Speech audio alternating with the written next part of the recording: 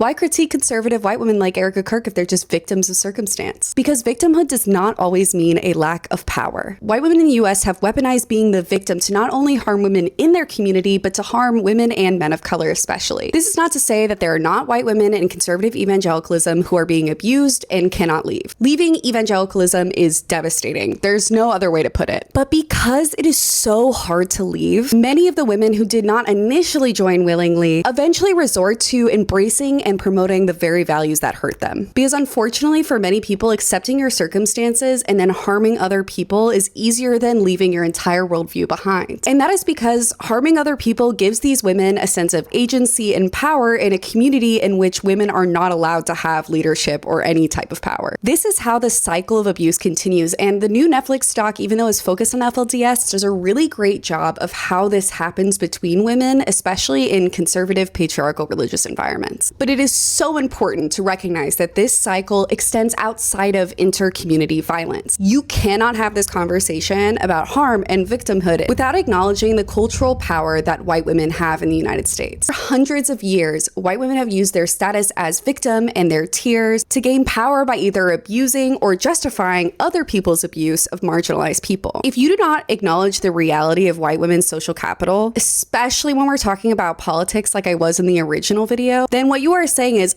all other people involved who were harmed, even those who literally lost their lives, do not matter because a white woman at some point was harmed. And that in of itself is another form of violence. And it's really important for white women like me who are looking at the harms in these evangelical conservative communities to not only acknowledge that as well, but to put that in the forefront of the discussion. We can acknowledge that there are women in evangelical conservative Christianity who are harmed by it, who are abused, and take that very seriously. But at the same time, we need to understand that just because someone is a victim doesn't mean that they are blameless. Instead, we need to intervene, we need to have hard conversations, and do the work, which is why I do what I do and why I make the content that I do. And if there are any questions, pushback, anything, this is a topic that is very close to me, so let's get into it.